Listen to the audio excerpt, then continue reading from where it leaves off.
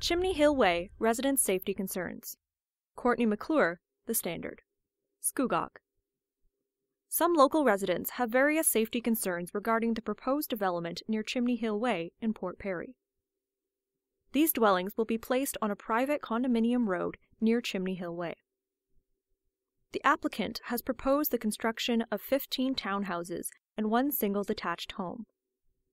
The townhouses will be between 2 and 3 stories, and the single detached house will be 2 stories. Mrs. Sheehan, a resident of Chimney Hill Way, has many safety concerns regarding this proposed development. One of her main concerns is the additional traffic she fears the development may create. Old Simcoe Road and Chimney Hill Way is a very busy intersection, explained Mrs. Sheehan. She added, the crossing guard located at that intersection has difficulty trying to get cars to stop while they are passing through.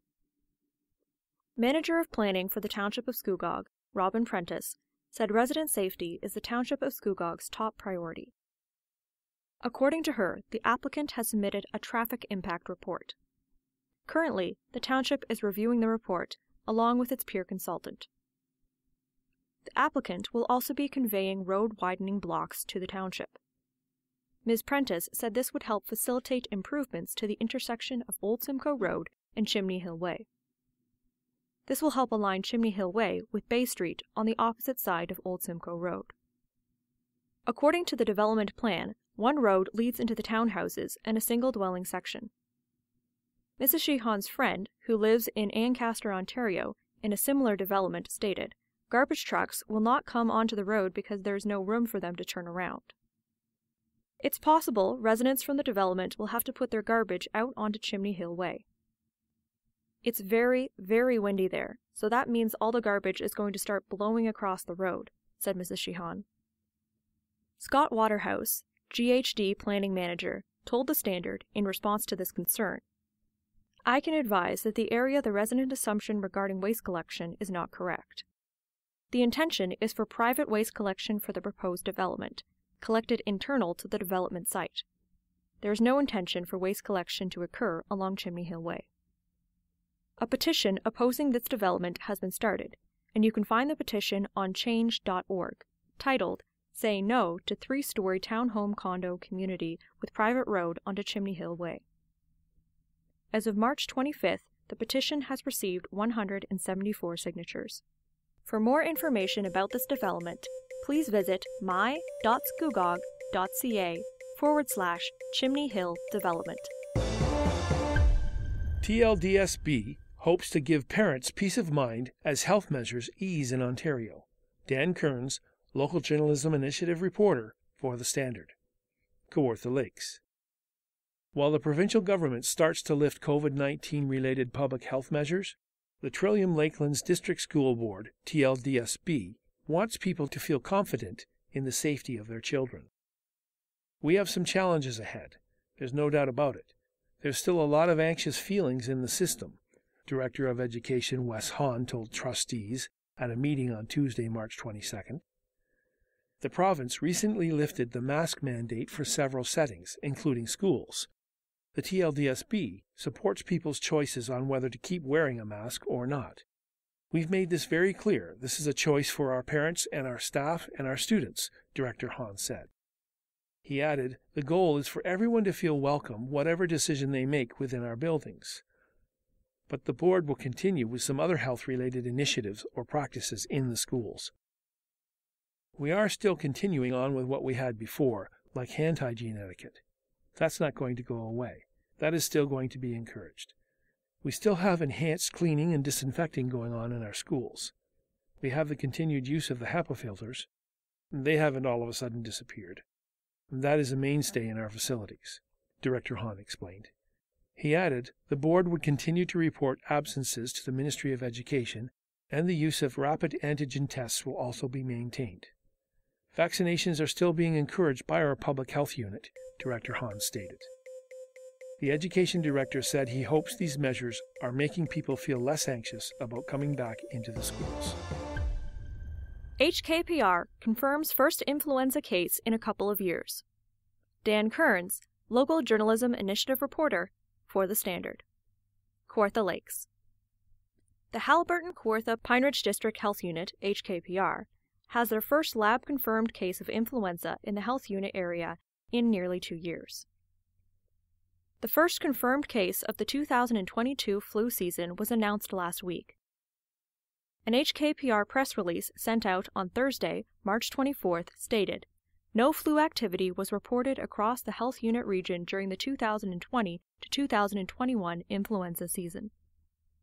Influenza could have been dormant until now because of the public health measures people implemented to slow the spread of COVID-19. All of the public health measures we've had in place to prevent the transmission of COVID-19 have been also incredibly effective at preventing transmission of influenza. Local Medical Officer of Health Dr. Natalie Bocking told reporters during a virtual press conference on Wednesday, March 23rd. In a statement, Dr. Bocking lists masking, physical distancing, increased hand washing, and limiting large gatherings as ways people can limit the spread of influenza and COVID-19. With influenza now circulating in the region and most COVID-19 restrictions lifted, the health unit encourages area residents to keep up their efforts to stop the spread of illness, the press release stated. Kawartha Lakes Council votes in favor of a salary increase. Dan Kearns, local journalism initiative reporter for The Standard. Kawartha Lakes. The City of Kawartha Lakes Council has approved a salary increase for councillors, effective at the start of the next council term. At a meeting on Tuesday, March 22nd, councillors approved a motion to adjust council members' salaries by the lesser of 2% annually or the increase in the Consumer Price Index, CPI, effective at the start of the 2022 to 2026 term of council. At the meeting, councillors saw a staff report with 3 options. The first was to keep the status quo of a 1% bump in wages per year. The second was to adjust council salaries annually based on the Consumer Price Index. The third option was to set council salary increases to 2% per year. No matter what we do, it comes down to us, about what the remuneration for council will be, Ward 3 Councillor Doug Elmsley said. It would be nice if there was a third party who dictated it, but unfortunately, there's not. And, of course, whenever we do something, we will be criticized for it because it's a salary and it's for council. While noting the best option is option 3, Councillor Elmsley moved to have council salaries be increased by the lesser of the CPI or 2%. Ward 5 Councillor Pat Dunn described Councillor Elmsley's motion as a compromise. Ward 6 Councillor Ron Ashmore disagreed with the motion, stating he thinks the salary increases should be kept at 1%. "I know I didn't go into this job asking for raises every year," Councillor Ashmore said. "It infuriates people when we spend time on this. Me personally, it's fine the way it is, even without a raise." In a recorded vote, Councillor Elmsley's motion passed 7-2. The 2 councillors who voted against the motion were Councillor Ashmore and Ward 1 Councillor Emmett Yeo. Kawartha Lakes suspends Councillor Ashmore's remuneration for 2 weeks after Integrity Commissioner's ruling. Dan Kearns, local journalism initiative reporter for The Standard. Kawartha Lakes. The City of Kawartha Lakes has decided to sanction Ward 6 Councillor Ron Ashmore after an Integrity Commissioner determined he had violated multiple sections of the Council's Code of Conduct. At a meeting on Tuesday, March 22nd, it was announced Councillor Ashmore's remuneration would be suspended for 14 days. The Integrity Commissioner's report reads, "The matter began when the complainant, a bylaw officer for the City of Kawartha Lakes, alleged Councillor Ron Ashmore interfered with an investigation underway on June 12, 2021. And, by so doing, contravened various sections of the city's Code of Conduct and Ethics for members of council and local boards. On June 12, 2021, the complainant, a bylaw enforcement officer, attended at a business known as Emerald Green Landscaping, located at 103 Queen Street in the town of Lindsay, which lies within the City of Kawartha Lakes. A citizen had complained to the city a sign that the business was obstructing the view of the oncoming traffic. The complainant attended at the premises to investigate, the report stated. The report also explains The bylaw officer was questioning an employee named Zach Bradbury at the time, as the business owner was away. The complainant stated, "At no time was the discussion with Mr. Bradbury anything but polite and amicable." Mr. Bradbury stated otherwise. He felt the officer was pressing him for answers and was rude to him, and he was uncomfortable being questioned, as he was not the owner of the business. While the two of them were speaking, a car pulled up.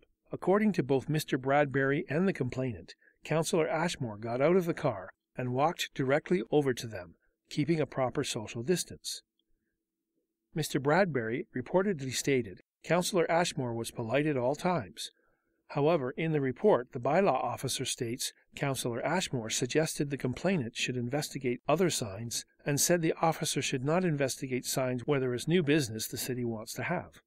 After the officer asked Councillor Ashmore to leave about 2 or 3 times, the councillor left. In his findings, Integrity Commissioner Charles Harnack said, Councillor Ashmore offered to assist Mr. Bradbury, told him he sits on the Bylaw Appeals Committee, and told him quite clearly what he thought the bylaw officer should and should not be doing. He did all of this in the officer's presence and did not pull Mr. Bradbury off to the side when he made his comments. He made them right in front of the bylaw officer to undermine the officer's authority. The Integrity Commissioner added, he feels the local councillor used his authority as a councillor to interfere with the lawful exercise of the complainant's duties.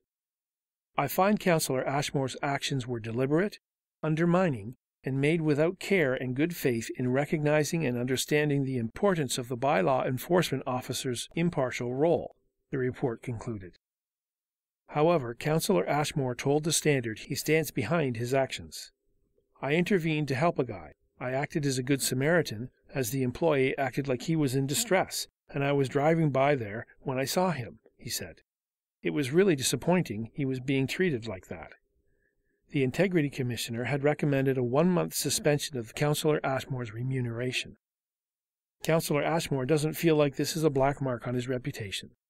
It shows I go over and above to help a constituent, and I'm going to stick my neck out to help someone. He also felt there's not a lot of fairness in the Integrity Commissioner process.